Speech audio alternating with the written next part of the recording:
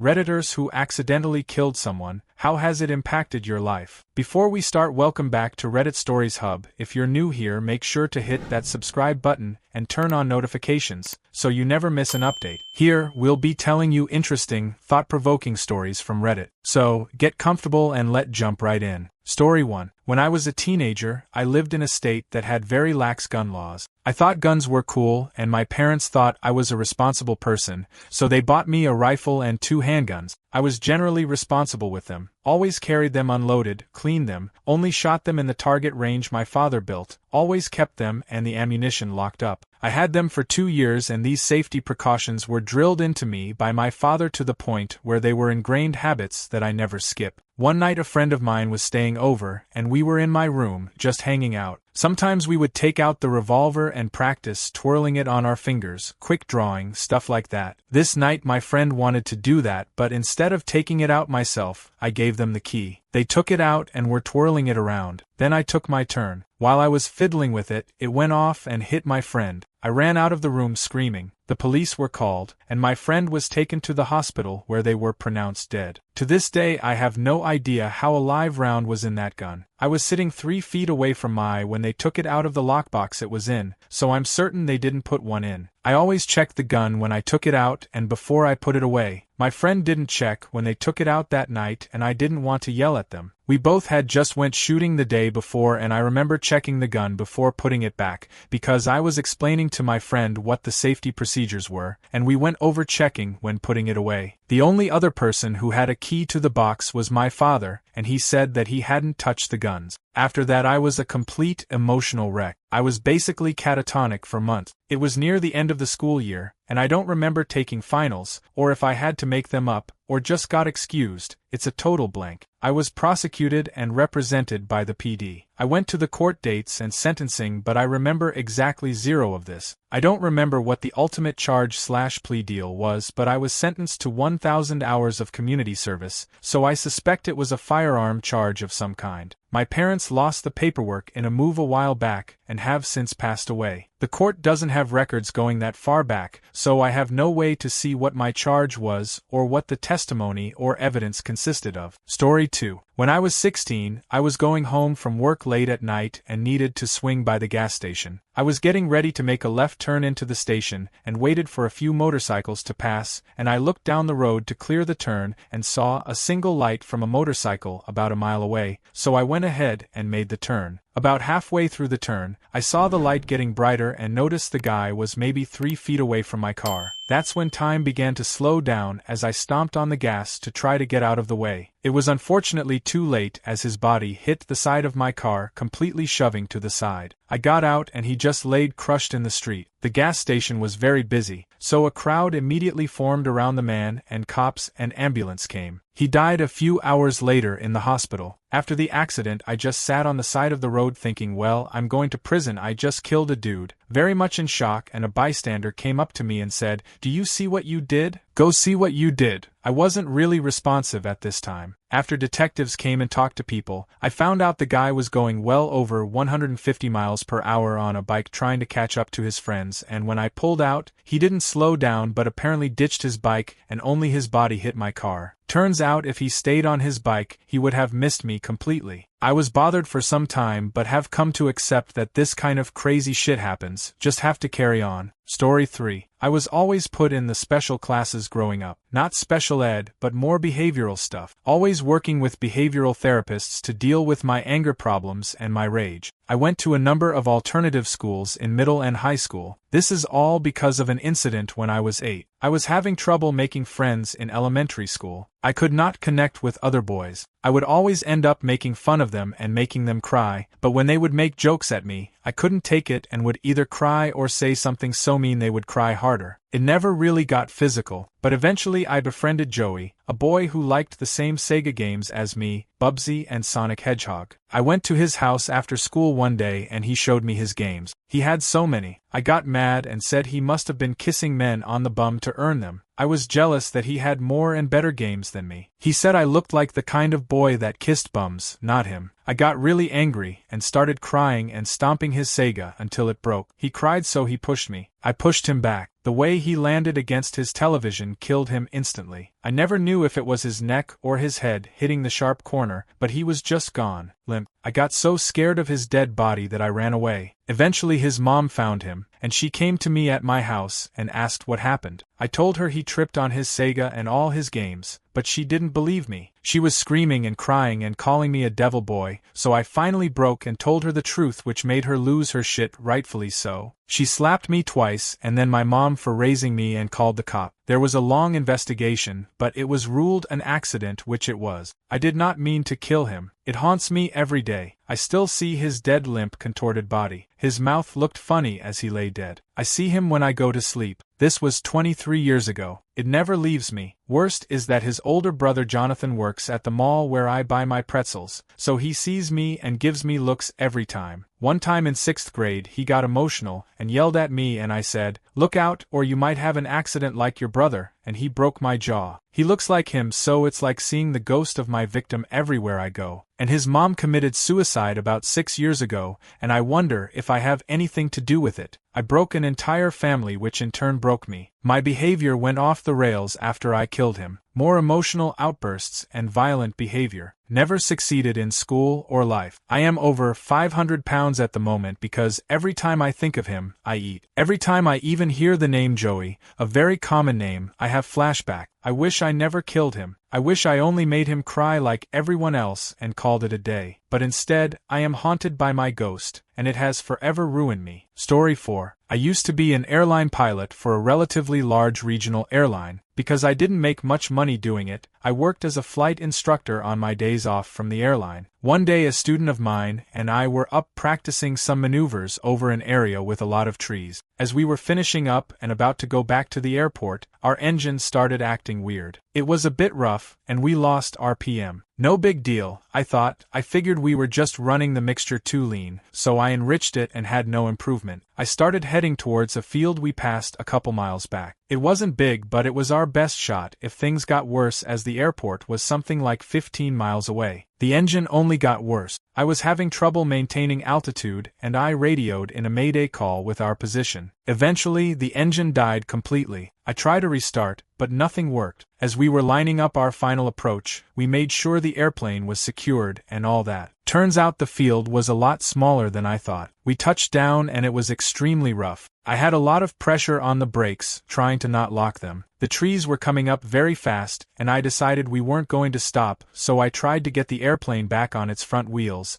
and slam on the brakes to make it flip so we could at least stop. I thought about it too late, and we smashed straight into a big tree. I can't remember very clearly getting out, but I do remember seeing my student in the front seat, slouched over with his head to the side. I tried to yell for him to get out and realized his eyes were open. The local police arrived within minutes of us touching down, and later they said they saw us coming in. They got my student out and took me to a hospital to be looked at and x-rayed because I had bad pain in my neck and back. They pronounced my student dead at the scene. His neck snapped on impact. I didn't have any legal action taken against me or anything. The NTSB and FAA said that I did the right thing in the situation. I just wish I could have gotten the plane flipped over. I feel guilty. His wife blamed me and tried suing me. I have extreme anxiety and don't fly anymore. I wish I could bring myself to do it because I truly loved it. I work construction now because I have always loved building stuff and fixing up the house. I'm 36 years old now and have it on my bucket list to fly one last time. Story 5. A very drunk guy tripped off the sidewalk into 5 o'clock traffic, right in front of me. Not enough time to stop. He was limp enough that when I hit him with my SUV, he wrapped up on my back right tire. I stopped the SUV, got out, and found him wrapped up like a burrito. So many broken bones, blood everywhere, but his head was resting at 10 o'clock on the tire. Was in the process of reaching to touch him, just a few inches away, and I saw him breathe. I started crying, went up to the sidewalk, and went into shock. After firefighters, cops and ambulance came by, took the report, and I was taken back to my apt from a friend. Spent that weekend at their place, and they drove the SUV to my apt beforehand. But it took over a week for me to be able to drive the SUV again. 2 weeks later, was told the vehicle was a crime scene, so cops took it for another day, but deemed it not needed. Found out the parents were trying to sue me, but due to the 5 witnesses at the location, which I didn't even know, they vouched for me. The toxicology reading, he was at .25 alcohol level at death, and he had Hep C. One of the firefighters caught that when they were removing him due to all the blood, and the parents did know about, most likely due to drugs. So, they dropped the case. I will never drive on the sidewalk side of the road, unless it's a one-way, and I still hug towards the interior and tend to swerve if people are on the sidewalk. This occurred 12 years ago. Story 6. About 5 years ago I hit an old lady in the street while I was on my motorcycle. I believe she was dead on the scene but wasn't pronounced dead until the hospital. I wasn't drinking or speeding, she just ran across the street chasing the bus. I'll always remember the instant she turned to look at me before I hit her. It definitely shook me up, and I'm rather sensitive to crossing the street, especially jaywalking or outside of a crosswalk. Every once in a while, I get flashbacks and kind of shudder, just remembering everything, replaying it over and over. I still live near where it happened and have to drive the street occasionally. I always am cautious now in areas with lots of pedestrians, watching carefully to make sure no one is crossing. I think it didn't help that at the spot I hit her, I have had cars or people try to cross before, cutting me off. I remember the day it happened I was driving slower than I might usually because I knew it was a trouble spot. There's still that what if I hadn't driven it, or what if I saw her before she started crossing. I'll always have that with me, knowing she died, and her kids and grandkids never saw her again. Knowing she was just trying to get to work to provide for her family,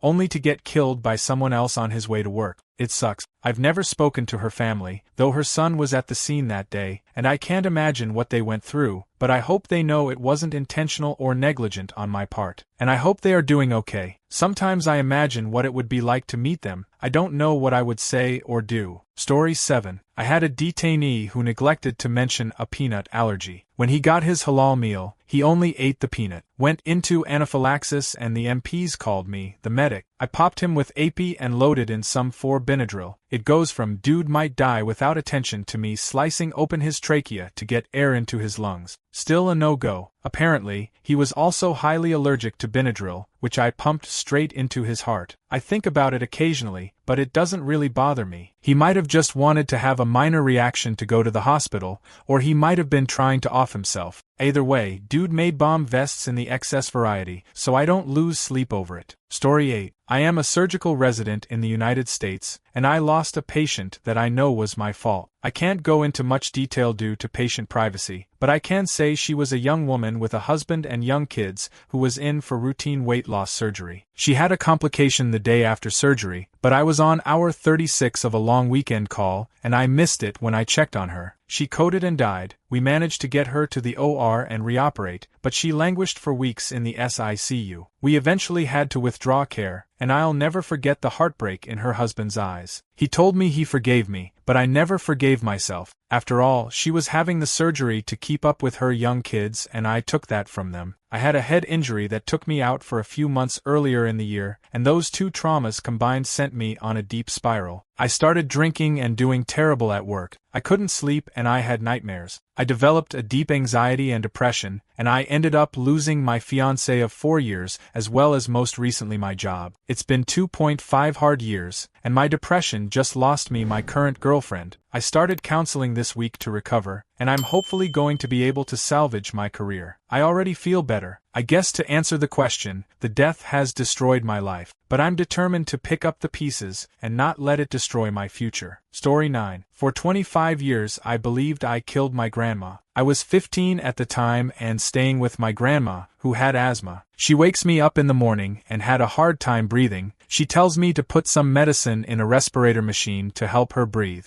I was pretty scared at that point and didn't know how many drops I put in. My grandmother uses the machine, and after not sure how long falls backwards on the bed and isn't breathing. I ran out of the house to get help at the neighbors, and they take over. I do remember the paramedics performing CPR, but it was too late. I shoved all the fear, pain and sadness away inside of me and closed myself off from feeling anything, making me distant and numb to my parents trying to help. Story 10. When I was 12, I went to visit my father's family in his home country. We were having a barbecue at his uncle's house when this cat goes over to me and starts meowing and asking for food. Before I could do anything, the uncle's wife comes up and kicks the cat with all her strength to send it away. I had never wished for someone to die that badly, especially after I found out the cat had just had babies less than 2 days before. A week after that, she died in a horrible car crash, and my dad told me it was my fault for wishing she would die already. Story 11. In college, my friend and I were drinking and doing pills together. He was going to drive home, but I insisted he sleep on my couch. The next morning I went to wake him around 1 p.m. go watch football. I then realized he was blue in the face and his eyes were wide open. I called 911 and started doing CPR. He never woke up. A few days later one of my other friends assaulted me. Beating me to a pulp, he screamed, "You killed him! You killed him!" I did not fight back because I felt so guilty. I quit doing pills, and I have had many friends die because of that and heroin. It has caused me to lose all self-confidence and sprung me into heavy drinking. I entered into recovery and have had some relapses. It's a constant struggle, and I think about how I could have done things differently. Story 12. We had a relative living with us because he was going through chemo and radiation for cancer. He was getting mucus plugs, and we had to try and suction them out so he wouldn't choke. One morning I heard a knocking sound downstairs, and I thought it was my dad trying to wake me up. I decided to ignore it, but it kept knocking, so I went downstairs to see what was wrong. It was Mr. Eugene, and he was choking on a mucus plug.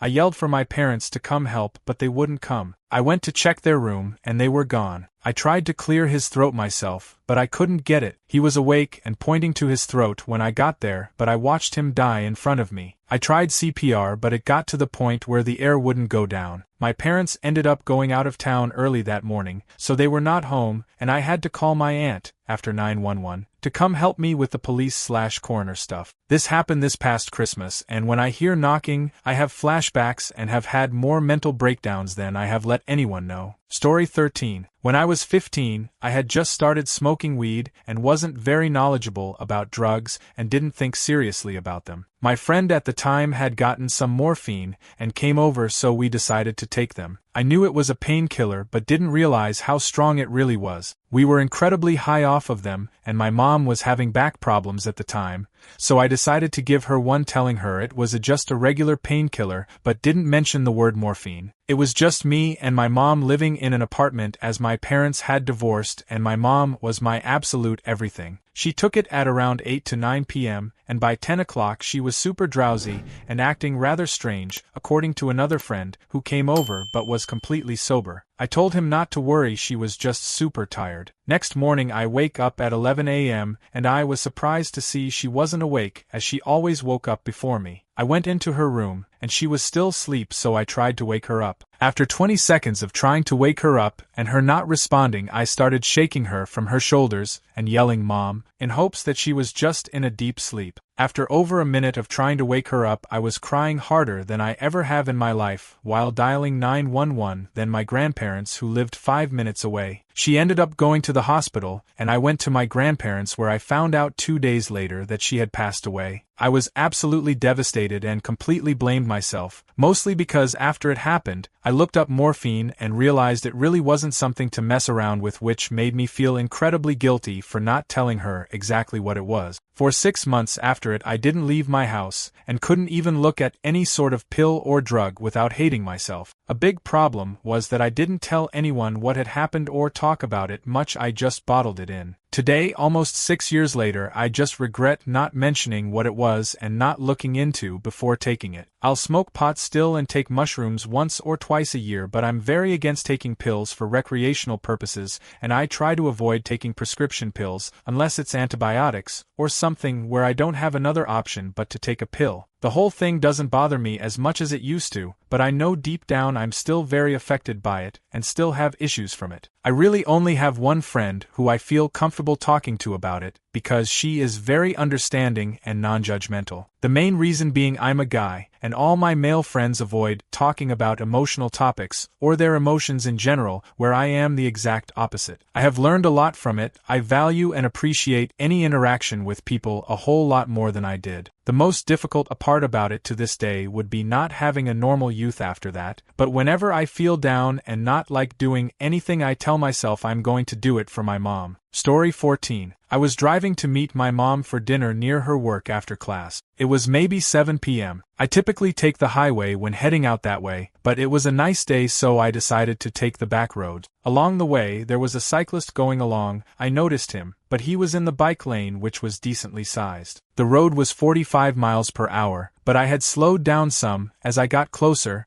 I made sure to get closer to the center line to give him some space. Then, once I'm barely a few yards from the guy, he decided to turn directly in front of my car. He didn't make any indication that he would be turning, he didn't so much as look, and there wasn't an intersection in the area. But nonetheless here he was directly in the path of my car, with barely a few feet separating us. I remember very distinctly everything seeming to slow down. I reflexively slammed onto my brakes as hard as I physically could. I watched in agony as my car screeched towards him. The last thing I remember is his body coming up onto my windshield, the sound of crunching metal and breaking glass, and the blood. Supposedly, I had called the cops hysterically begging for help. When they had arrived, I was on the ground, kneeling next to the man sobbing, as he lay face down on the sidewalk, not moving. He was pronounced dead at the scene. After the accident, I went numb. I couldn't sleep. I couldn't eat. I was so nauseous I could barely stand. And in the few moments when I could get myself together, I was forced to have the same conversation over and over with police, lawyers, detectives on what had happened, always pressing for more details. It was tortuous and felt never-ending. Months later, after the investigation was concluded, I learned that the cyclist, apart from not wearing a helmet, was a homeless drug addict, and was likely high on heroin at the time of the accident. But that didn't come out until months after it had happened. It had been published in the local papers that a cyclist had been killed in a car accident. It was a big story for the town, and I saw it everywhere online. I know I shouldn't have, but I would read the comments people left on the article, all saying things like the driver was probably texting, it's so unsafe out there for cyclists, and other things insinuating that it was my fault. I internalized it, even though I'm absolutely certain I was paying attention. Part of me keeps thinking thoughts about how I might have looked down at some point to perhaps adjust the radio and I didn't see his signal, that I missed my opportunity to avoid this, that somehow it is my fault. For a long time after the accident I was very far from okay. I was dependent on sleeping pills to get any sleep at all, and my appetite dwindled. Every time I got into a car, even if I wasn't driving, I felt panic. A few years later, and after a lot of intensive therapy, and now I'm mostly okay. I still have occasional nightmares, and can remember the sounds like it just happened. I haven't fully forgiven myself for it, and I'm not sure if I ever will. But it doesn't stop me from living my day-to-day life anymore. Thank you for watching. If you enjoyed this video, be sure to give it a thumbs up, subscribe and hit the bell icon so you never miss an update.